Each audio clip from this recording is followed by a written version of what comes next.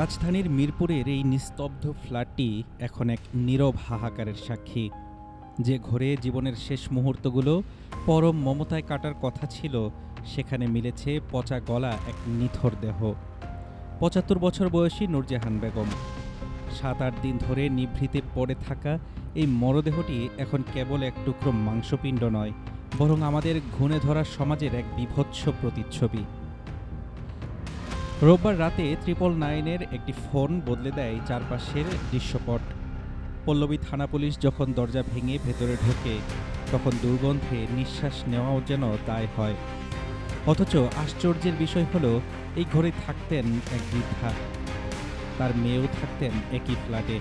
অথচ মায়ের ঘরে যে মৃত্যু থাবা বসিয়েছে 1 সপ্তাহ আগে, তার হদিস কেউ রাখেনি। পল্লবী থানার ওসি মোহাম্মদ হাসান বাশির জানান, আমরা এসে দেখি মরদেহটি পচন ধরেছে। ঘরটি অত্যন্ত অপরিচ্ছন্ন এবং বসবাসের অনুপযোগী ছিল। ধারণা করা হচ্ছে চরম অবহেলা ও অযত্নে তিনি মারা গেছেন। মৃত্যুর সঠিক কারণ জানতে ময়নাতদন্তে পাঠানো হয়েছে লাশটিকে। প্রশ্ন উঠেছে, নূরজাহান বেগমের অপরাধ কী ছিল? হয়তো তিনি বৃদ্ধ হয়েছিলেন, হয়তো তিনি আর কারো কাজে আসছিলেন না। পুলিশের অনুসন্ধানে বেরিয়ে আসা তথ্যগুলো কলিজায় আঘাত করার মতো। এই অভাগী মায়ের 3 ছেলে সমাজে অত্যন্ত সুপ্রতিষ্ঠিত। বড় ছেলে সরকারের যুগ্ম সচিব, মেজজন বুয়েটের শিক্ষক আর ছোটজন থাকেন কানাডায়। এমনকি যে মেয়ের বাড়িতে তিনি ছিলেন, তার স্বামীও ছিলেন বিশ্ববিদ্যালয়ের শিক্ষক।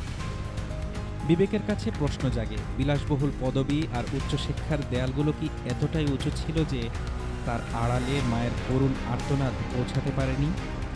দীর্ঘ 7 দিন পচাগলা অবস্থায় পড়ে থাকা এই মা কি শেষ নিঃশ্বাস ত্যাগের আগে এক ফোঁটা পানি চেয়েছিলেন, নাকি শেষবারের মতো তার সন্তানদের মুক্তি দেখতে চেয়েছিলেন?